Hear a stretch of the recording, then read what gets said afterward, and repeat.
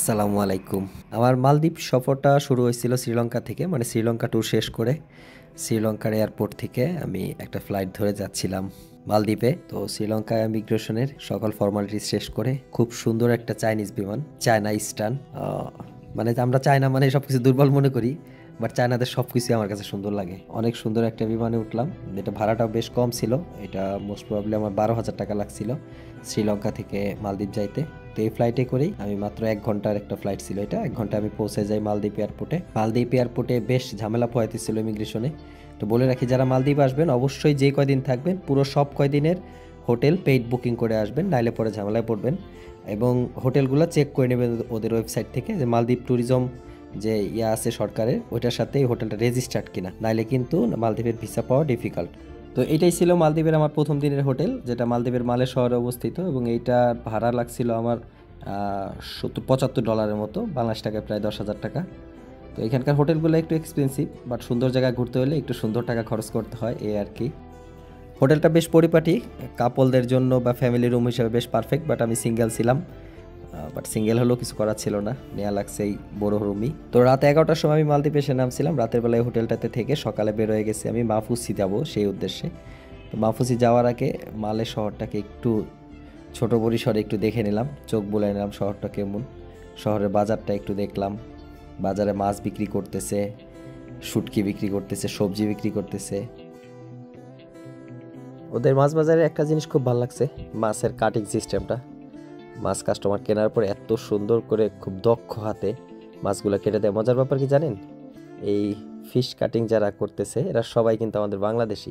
সবাই মিন্স 90% আমাদের বাংলাদেশিরা এগুলো করে, খুব দক্ষ হাতে কাজগুলো করে দেয়। আর মালদ্বীপ, পুরো মালদ্বীপটাই আমাদের বাংলাদেশিদের নিয়ন্ত্রণে বলা যায়, প্রচুর বাংলাদেশি এখানে। এ হলো আমার বন্ধু কামাল, মামাটা কি, ও থাকার কারণে মালদ্বীপের ট্যুরটা আমার দারুণ সহজ হয়ে গেছে। আমার হাই বলো।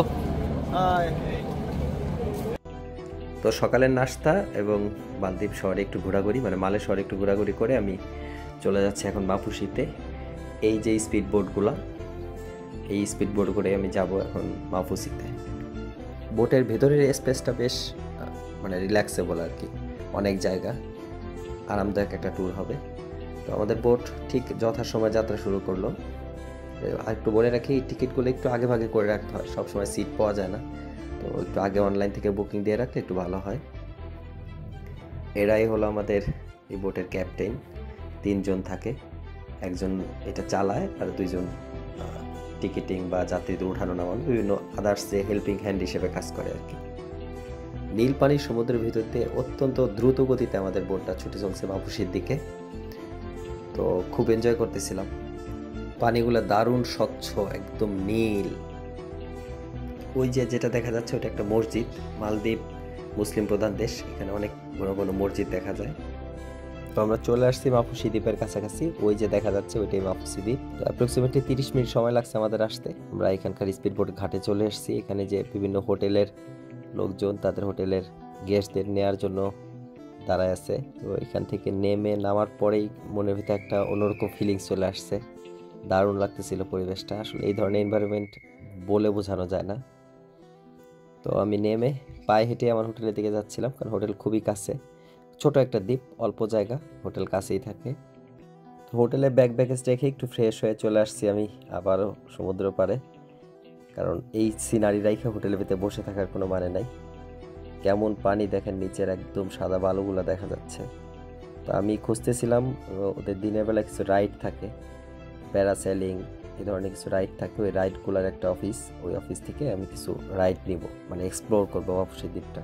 এরপর একটা ট্রাভেল অফিস থেকে আমি একটা প্যাকেজ নিয়ে নিই, যেটার ভিতর থাকবে কায়াকিং, প্যারাসাইলিং, জেট স্কি এবং ফান টিউব নামে 4টা রাইড, যেটার আমার খরচ পড়ছে $110। এর ভিতরে ওরা কমপ্লিমেন্টারি হিসেবে করে দেবে ড্রোন শট, মানে আমার যেই ইয়াগুলো থাকবে রাইডগুলার, ওরা একটা ড্রোন শট নিয়ে দেবে। সব মিলে $110 দিয়ে প্যাকেজটা নিয়ে আমি প্রথম শুরু করি কায়াকিং দিয়ে, এবং আমার দ্বিতীয় রাইডটা হলো ফান টিউব। ফান টিউবটা বেশ অ্যাডভেঞ্চারাল, দারুণ লাগে। এরকম একটা টিউবের উপরে বসেছিলাম, আর ওরা একটা স্পিড বোর্ড দিয়ে এটা টানতেছিল। তা আমাকে 3টা সিগন্যাল শিখাই দেওয়া হয়েছিল, যে 3 ধরনের 3টা সিগন্যাল দিতে, স্পিড আপ, স্পিড ডাউন আর okay, this speed is okay, এভাবে 3টে সিগন্যাল শিখাই দিচ্ছিল। তো আমি মোটামুটি স্পিড আপ করে চলতেছিলাম, ভালো লাগতেছিল, দারুণ লাগতেছিল, অ্যাডভেঞ্চারের একটা ব্যাপার স্যাপার।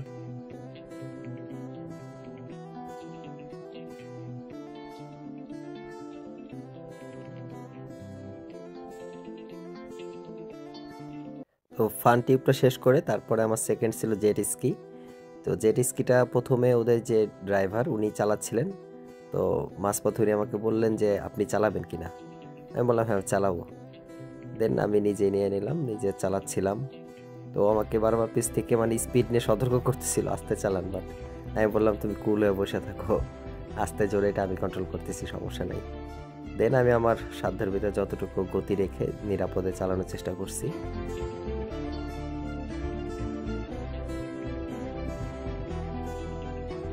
জেট শেষ করে তারপরে প্যারাসেলিংয়ের দিকে গেলাম।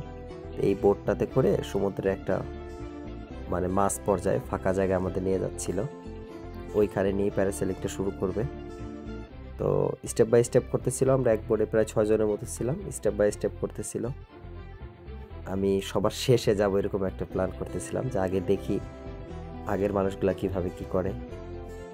তো এভাবে কাপল ছিল, সিঙ্গেল ছিল, এদেরকে যারা কাপল ছিল তাদের একসাথে উঠাই দিতেছিল। একটু বলে রাখি, কাপলদের জন্য একটা সুবিধা আছে, মানে এই প্যারাসেলিংয়ের প্যাকেজে কাপল এবং সিঙ্গেলদের প্রাইসের সামান্য ডিফারেন্ট। ধরেন আমি $110 দিয়ে নিছি, কাপল হলে এটা $130 হলে হয়ে যেত। সো মালদ্বীপে দুজন দুজন করে ঘুরতে আসা সব থেকে বেস্ট এবং মানে কস্ট এফেক্টিভ, খরচটা কম হয় আর কি। একে একে সবার শেষ হওয়ার পরে সব শেষে আমি আসলাম, এখন আমার পালা। ওরা আমাকে সেফটি বেল্ট দিয়ে টাইট ফিট করে বেঁধে দিল। শুরু হলো আমার উপর দিকে যাওয়ার পালা। এবার ধীরে ধীরে আমি উপর দিকে উঠতেছি আর মাপুসি আইল্যান্ডের আশেপাশের সমুদ্রের সিনারি দেখতেছি। তো আমি যখন মোটামুটি ম্যাক্সিমাম উপরে উঠে যাই, ওদের ড্রোন পাঠায়, এই শটগুলো আমাকে ড্রোন নিয়ে দিচ্ছিল। ওদের ড্রোন দিয়ে আগে পরে কিছু ভিডিও দেখছেন যেগুলো ড্রোন শট ছিল, এগুলো ফ্রি, $110 প্যাকেজের ভিতরে ড্রোন শট ফ্রি।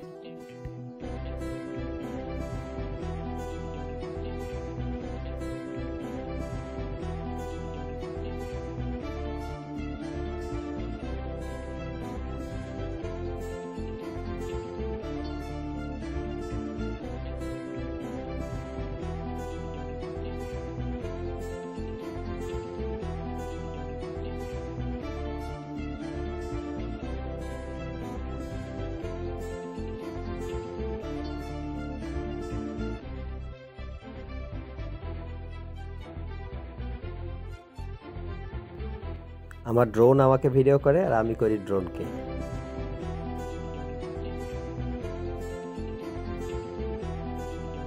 তো সমুদ্রের কয়েকশো ফিট উপর থেকে পাখির চোখে সমুদ্রটাকে কেমন লাগে দেখতে খুব ভালোই লাগতেছিল, নিজেকে পাখি মনে হচ্ছিল, আকাশে উড়ে বেড়াচ্ছি। এই হলো মাপুসি আইল্যান্ড, খুবই ছোট একটা জায়গা, হাতে গোনা কয়েকটা বিল্ডিং নিয়ে একটা আইল্যান্ড, বাট সুন্দর। তো প্রায় কয়েক ঘন্টা সময় নিয়ে আমার রাইডগুলো শেষ করে আমি ফিরে যাচ্ছি আমার রুমের দিকে, কারণ আমার শরীর ভেজা ছিল, ফ্রেশ হওয়ার দরকার। যেতে যেতে পথে খুব সুন্দর কয়েকটা পাখি দেখতে পেলাম, ওদের সাথে একটু দেখা সাক্ষাৎ করে আমি রুমের দিকে যাচ্ছি। সন্ধ্যার পরে আবার বের হব রাতের আইল্যান্ড ভ্রমণের উদ্দেশ্যে। তো রুম থেকে ফ্রেশ হয়ে আমার খুব ক্ষুধা লাগছিল, এখানে বাঙালি হোটেল পাওয়া যায়, একটা বাঙালি রেস্টুরেন্টে ঢুকলাম। প্রায় অনেক কিছুই আছে আমাদের বাঙালি মেনু, মাছ, মাংস, ভর্তা, সিঙ্গাড়া, পেঁয়াজু। তো এখানকার খাবার মোটামুটি চিপ, খুব বেশি টাকা লাগে না। এখানে গরু মাংস দিয়ে আমি ভাত খাইছিলাম, মোস্ট প্রবলি আমার বাংলাদেশি টাকায় 500 টাকার মতো লাগছিল আর কি। খাওয়া দাওয়া শেষ করে রুমে গিয়ে হালকা একটু রেস্ট নিয়ে সন্ধ্যার পরে আমি আবার বেরোয়েছিলাম আগামীকালকের রাইডগুলা বুক দেওয়ার জন্য। আইকম ট্যুরস, এটা মোটামুটি প্রসিদ্ধ মাপুসি আইল্যান্ডে, এর কাছ থেকে আমার আগামীকালকে ট্যুর প্যাক বুক করে আমি চলে আসছিলাম রাতের বিচ দেখার জন্য। এখানে বিচে বিভিন্ন হোটেল থেকে ডিজে পার্টির আয়োজন করা হয়, বিভিন্ন পার্টি, নাচ, গান এগুলো হয়। তো এগুলো আমার একটু কম পছন্দ হওয়ার কারণে এগুলোর কাছে আমি যাই নাই, মানে পার্টি টাটি ডিজে টিজে আমার একটু কম পছন্দ। তো আমি সমুদ্র পাড় দিয়ে লাল নীল আলো দেখতে দেখতে ঘুরে ফিরে আবার রাতে চলে গেছি। কালকে খুব ভোরে আমাকে বের হইতে হবে, ভোরবেলা আমার ওই প্যাকেজটা, ট্যুর প্যাকেজটা শুরু হবে, কয়েকটা আইল্যান্ড ঘোরাবে, এবং ডেঞ্জারাস শার্কের সাথে গোসল করাবে। সেটা ভাবতেই আমার এখন একটু ভয় ভয় লাগতেছে, না জানি শার্কের সাথে কি হবে আমার। তো যাই হোক, রাতের বড় একটা পূর্ণিমার চাঁদটা দেখে রুমে গিয়ে রেস্ট নেব, তারপরে আগামীকালকে সেই এক্সাইটেড ট্যুরটা দেখাবো, যেখানে ভয়ঙ্কর শার্কের সাথে আমার দেখা সাক্ষাৎ হবে। রাতের চিত্র একটু দেখাই, রাস্তাঘাট কেমন, রাতের বেলা বিচে কেমন লাগে দেখতে। তো বিদেশিরা প্রচুর ঘোরাফেরা করে, দিন রাত সমানে ঘুরে খায়, মানে আড্ডা দেয়। ওদের ট্যুরটা আর আমাদের ট্যুরটা একটু ডিফারেন্ট, ওরা একটা মিনিটও মিস করে না, প্রতিটা মিনিট ওরা এনজয় করে। তো যাই হোক, আমি যে ট্যুর প্যাকটা নিছি এটা আমাকে সকালবেলা নিয়ে যাবে এবং বিকাল 5টায় নামায় দিয়ে যাবে। এর ভিতরে কয়েকটা ছোট ছোট দ্বীপ ঘোরাবে, শার্কের সাথে গোসল করাবে, সমুদ্রের তলদেশে নানান প্রজাতির লাল নীল মাছ দেখাবে। তো ওই প্যাকেজটা আমার লাগছিল $70। তো $70 মিনস বাংলাদেশ টাকা 8,000 something.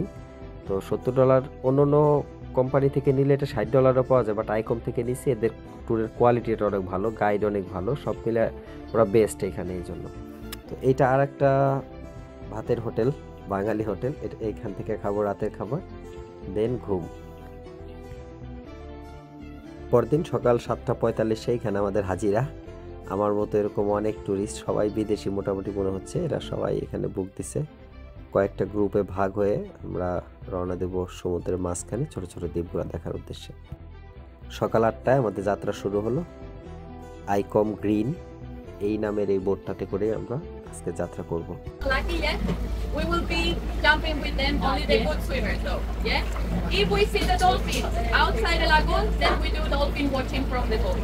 Okay, so if you guys, all the equipment, take care of it, yeah? Fins, mask, life jacket is all under your responsibility. And now we have about 35 to 40 minutes. আমাদের tour guide আমাদের সমস্ত নিয়ম কানুন এবং বিস্তারিত বলে দেওয়ার পরে যাত্রা শুরু হলো আবারও নীলপাড়ি সমুদ্রের ভিতর দিয়ে। এবার যাব সমুদ্রের অনেক ভিতরের দিকে। কিছুটা পথ চলার পরে আমরা পেয়ে গেছিলাম ডলফিনের একটা পাল, অনেক ডলফিন সমুদ্রে সাঁতার কাটতেছিল। এটা ওরা যেটা বললো, এটা লাকিলি সবাই দেখতে পারে না, যাদের লাক ভালো তারা এটা পেয়ে যায়, এটা প্রতিদিন থাকে না, মাঝামাঝি মিলে। তো আমাদের ভাগ্য ভালো ছিল, আমরা পেয়ে গেছিলাম ডলফিনদেরকে।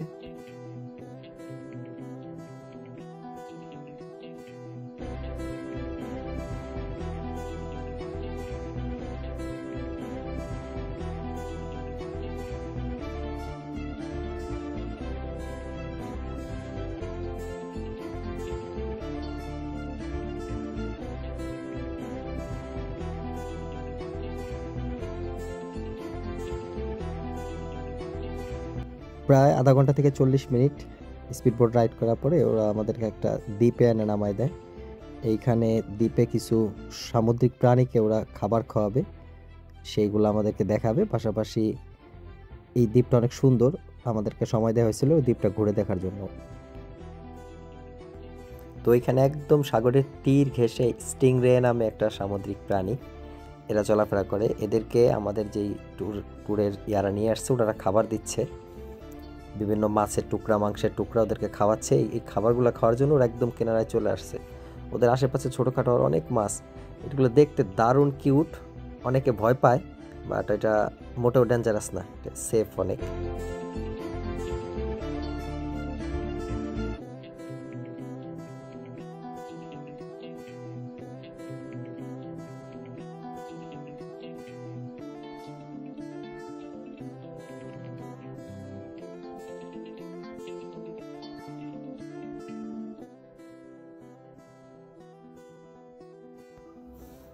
তো প্রাণীগুলো দেখার পরে মনে হলো দ্বীপটা একটু নিজে হেঁটে দেখি। তো সমুদ্রের পানিতে পা ভিজিয়ে একা একা কিছুক্ষণ আমি একটু পুরো দ্বীপটা একটু ঘুরে দেখছি। পুরোটা দেখতে পাইনি, একটা সাইড আর কি ঘুরে দেখলাম।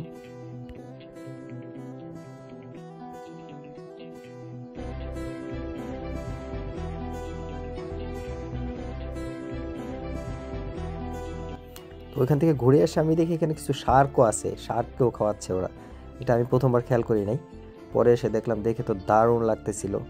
অনেক নানান প্রজাতির ছোট ছোট মাছ ঘুরতেছে, পাশে শার্ক, আবার সেই স্টিংরেটা ঘুরতেছে। স্টিংরের পিঠের উপর আবার দুইটা মাছ, কি জন্য মাছ আশ্রয় নিছে, ওরা ওর পিঠের উপরে বসে আছে। স্টিংরে চলতেছে, ও জাস্ট উপরে বসে আছে, ওরা স্টিংরে যেদিকে যাচ্ছে ও সেদিকে যাচ্ছে। দারুণ লাগতেছিল মাশাআল্লাহ।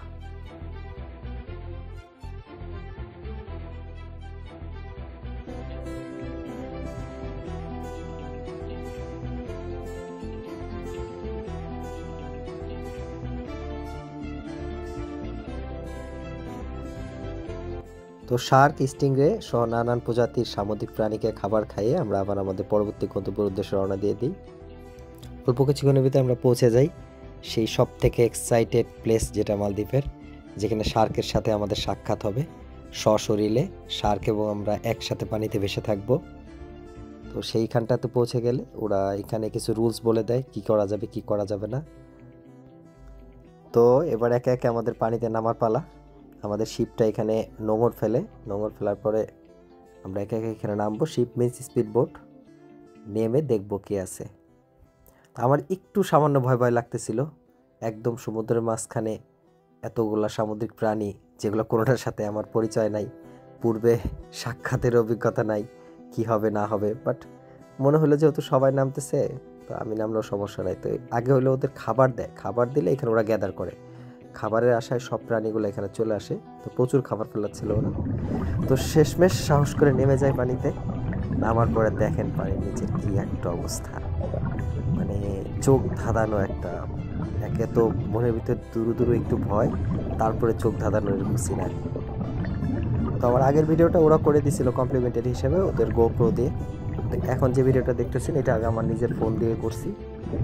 তো দেখেন একদম নাকের ডগাতে শার্ক যাচ্ছে, মুখের সামনে দেখ কেমনটা লাগে তখন। বাট আমি সাহস করে খিস মেরেছিলাম।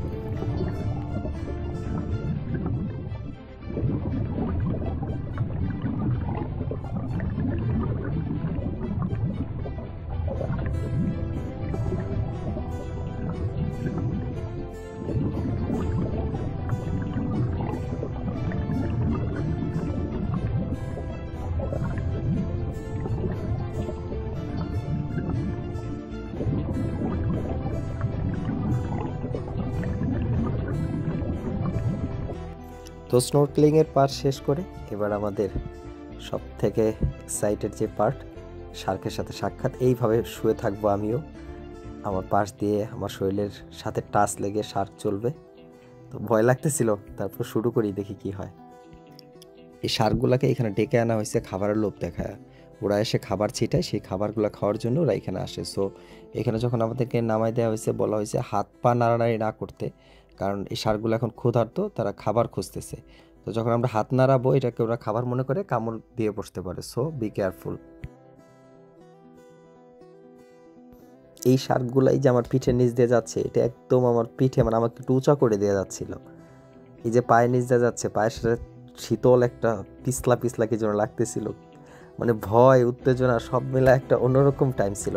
7 থেকে 8 মিনিট এখানে ভেসেছিলাম, পুরো 7-8 মিনিট আমি অন্য জগতে ছিলাম, মানে ভয়ের জগতে, কল্পনার জগতে, আবার আলাদা একটা ভালো লাগার অনুভূতি। মানে আসলে এগুলো এক্সপ্লেন করার মতো না, একজনের ফিলিংস, সেটা আরেকজনকে বলে বোঝানো যাবে না।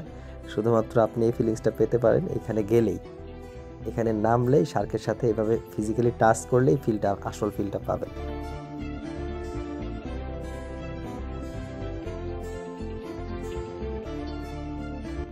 এরপর পানির ভিতর থেকে উঠে আমি আবার বোটের ঠিক মাথার দিকটা একটু বসে নিজের শরীরটাকে শুকায় নিচ্ছিলাম। মোটামুটি শুকায় যাওয়ার পরে ওরা আবার কিছুটা বোট রাইড করে আমাদের নিয়ে আসছে একটা নতুন জায়গায়। ওই যে পেছনে দেখা যাচ্ছে ওইটা একটা ভাঙা জাহাজ, শ্রীলঙ্কা থেকে একটা মালবাহী জাহাজ এখানে এসে দুর্ঘটনা কবলে পড়ে এখানেই ভেঙে পড়েছিল। আজকে প্রায় 12 বছর যাবত এটা এখানে পড়ে আছে। এটা দেখানোর জন্য ওরা এখানে থামাইছে আমাদের। এখানে নেমে দেখেন ওই যে সবাই সাঁতরে সাঁতরে ডুবিয়ে এটার ভিতরে সিনারিগুলো দেখতেছে। তো আমিও শেষ পর্যন্ত দেখার জন্য নামলাম। দেখেন ভিতরে কত সুন্দর কচ্ছপ, আরও কত প্রাণী, মানে অসাধারণ ছিল এগুলা দেখার মতো।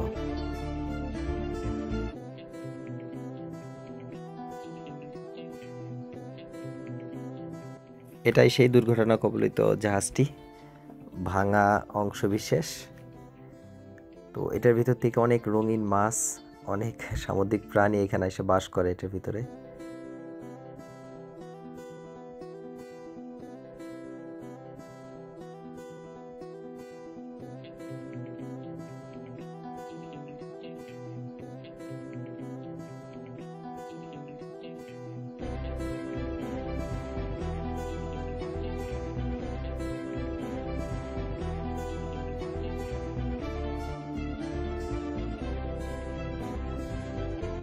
তো ডুবোডুবি শেষ করে আমি আবার শেষ বোটে বসছিলাম। আমি বেশিক্ষণ পানিতে থাকতে পারি না, বাট এই বিদেশিরা দেখেন, এই রাশিয়ান, ইতালিয়ান, বেশ কয়েকটা দেশের লোক ছিল আমাদের বোটে। তো ওরা ইচ্ছা মতো ডুবাইতেছে, গাইড আমাদের ডাকতেছে যে time's up guys, come on, come back, but কে শুনে কার কথা, ওরা ওদের মতো করে ডুবাচ্ছে। তো যাই হোক, এগুলো করতে করতে আমাদের লাঞ্চ আওয়ার হয়ে গেছিলো। তো আমরা এখন লাঞ্চে যাব, এই জন্য এটা শেষ করে আমরা লাঞ্চের দিকে যাব। বাট কেমন ছিল সিনারিটা পানির নিচের, যদি দেখে থাকেন, ভালো লেগে থাকে, আমাকে একটু কমেন্টস করে জানাবেন যে আদৌ পানির নিচের সিনারিটা কেমন ছিল অ্যাকচুয়ালি। তো ওরা এখন আমাদেরকে লাঞ্চে নিয়ে যাচ্ছে, লাঞ্চ করাবে একটা স্যান্ড ব্যাংকে, সমুদ্রের মাঝখানে কিছুটা বালু এসে জমে একটু দ্বীপের মতো উঁচা হয়ে আছে, এরকম একটা জায়গায় নিয়ে লাঞ্চ করাবে। যাচ্ছি আমরা লাঞ্চের উদ্দেশ্যে। কিছুক্ষণের ভিতরে ওরা আমাদেরকে স্যান্ড ব্যাংকের কাছে নিয়ে আসছে। ওই যে দেখেন সমুদ্রের মাঝখানে অল্প একটু জায়গায় বালু উঁচা হয়ে আছে, ওইখানে যাওয়াটা বেশ ডিফিকাল্ট ছিল আমাদের জন্য। মানে আমাদের বোটটা ওইটার কাছে যাইতে পারতেছিল না, মানে গভীরতা কম থাকার কারণে অনেক দূরে বোট রেখে প্রায় বুক সমান পানি, কোমরের উপরে বুকের কাছাকাছি একটা পানি দিয়ে হেঁটে হেঁটে পার হয়ে এখানে যাওয়া লাগছিল। এই যাওয়াটা বেশ ডিফিকাল্ট ছিল। ডিফিকাল্ট এই জন্য, এটা নিচে ছোট ছোট পাথর ছিল, পাথরের টুকরা ছিল যেগুলো বেশ ধারালো। ওরা আমাদেরকে বলে দিছিল পাথরের জন্য পা না লাগে, পা কেটে যেতে পারে। যাই হোক, অনেক সাবধানে অনেক কষ্ট করে আগাচ্ছিলাম পাথরগুলো দেখে দেখে। ওই যে দেখা যাচ্ছে পাথরগুলো না, এগুলো বেশ ধারালো জায়গায় লাগলে পা কেটে যাবে। তো ধীরে ধীরে সবাই পৌঁছে গেল, আমি সবার পেছনে পড়ে গেছি, কারণ আমি নেমেছিলামই সবার পরে, একটু ভিডিও করতে করতে যাবো এরকম উদ্দেশ্য ছিল আর কি। আমার প্রচুর ঢেউও ছিল, ওই ঢেউগুলো সামলে তারপরে এখানে আসতে হয়েছে। তো ফাইনালি স্যান্ড ব্যাংকে পৌঁছে আমি আমার খাবারটা কালেক্ট করে নিয়ে বালুর ভিতরে বসে গেলাম খাওয়ার জন্য। দেখি কি খাইতে দিছে, অপেক্ষায় ছিলাম, অনেক ক্ষুধার্ত। তো এমনি তো তার কোনো স্ন্যাক্স নিতে পারি নাই। তো আমার খাবারের মেনুতে ছিল নুডলস, চিকেন, একটা চিকেন ফ্রাইড, একটা জুস, আর একটা অ্যাপেল, আর একটা পানির বোতল, এগুলোই দিছিল। প্রবলেম হলো কি, মানে খাবারটা অনেক মজার ছিল, কিন্তু আমার না অনেক ভিডিও ক্লিপ মালদ্বীপ থেকে আমার কেটে দিতে হয়েছে শুধুমাত্র মহিলাদের ড্রেস আপের কারণে। এরকম ড্রেস পরে যেটা আসলে মানুষের সামনে এক্সপোজ করার টাফ, এদের কারণে আমার ক্যামেরা পরিচালনা একটু কঠিন হয়ে গেছিলো। তো যাই হোক, খাচ্ছিলাম আর সমুদ্রের দারুণ সিনারি উপভোগ করতেছিলাম। আমি না কালো হয়ে গেছিলাম সারাদিন, মানে আমি জানি না সামুদ্রিক পানিতে ভিজলে এতটা কালো কীভাবে হয় মানুষ। আমি এমনিতেও শ্যামবর্ণের, বাট এই পানিতে ভিজে একদম কালো হয়ে গেছিলাম। এই পানির একটা আলাদা আছে, দোষ আছে, এটা গুণ না, দোষ আছে, চামড়া কালো করে দেয়। খাওয়া দাওয়া শেষ করে আমি ঘুরতেছিলাম সমুদ্র পাড় দিয়ে, দেখতেছিলাম সমুদ্রের সৌন্দর্য। এই সমুদ্র আর আমরা কক্সবাজারে যে সমুদ্র দেখি, আকাশ আর পাতাল পার্থক্য। মানে এই সমুদ্র থেকে ঘুরে আসার পরে সত্যি কথা বলতে আমি আমার দেশ দেখে আন্ডার করতেছি না, কক্সবাজারের সমুদ্রকে কারো কোনো সমুদ্রই মনে হবে না, মনে হবে একটা পদ্মা নদীর পার, ঘোলা পানির একটা জায়গা। আমি আমার দেশ বলে বলতেছি না, মানে আমাদের এই টাইপের সমুদ্র যেখানে আছে, সেটা হোক কক্সবাজার হোক অন্য কোথাও, ওইটার কোনো সমুদ্র মনে হবে না।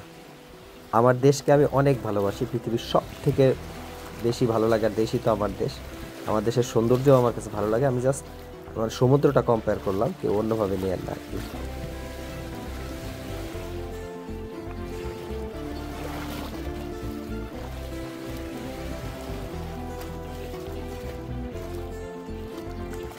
তো 1 ঘন্টা 30 মিনিটের একটা লাঞ্চ ব্রেকের পরে এখন আমাদের ফিরে যাওয়ার পালা।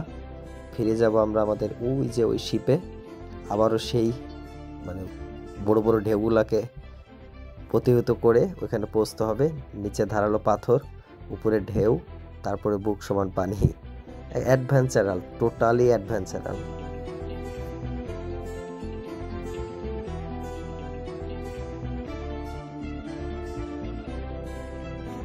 লাঞ্চ শেষ করে আমাদের এবার ফিরে যাওয়ার পালা। আবারও উত্তাল সমুদ্রের ঢেউয়ের ভিতর দিয়ে দ্রুতগতির স্পিড বোর্ডে করে আমরা ফিরে যাচ্ছি মাপুসি দ্বীপে। আজকে রাত আমি ওইখানে থেকে তারপরে সকালবেলা আমার ফ্লাইট দুবাইয়ের উদ্দেশ্যে। তো নেক্সট ভিডিও আসবে আমার দুবাইয়ের, এবং দুবাইয়ের ভিডিওটা আরও বেশি সুন্দর এবং এক্সাইটেড হবে। এটা দেখালাম ন্যাচারাল ভিউ, এরপরে দেখাবো যে টাকা হলে মানুষ কি করতে পারে, টাকার বিনিময়ে দুবাই কি করে রাখছে। তো দুবাইয়ের কিছু ক্লিপ নেক্সট ভিডিওতে থাকবে। ততক্ষণ পর্যন্ত ভালো থাকবেন, দোয়া করবেন আমার জন্য। আল্লাহ হাফেজ।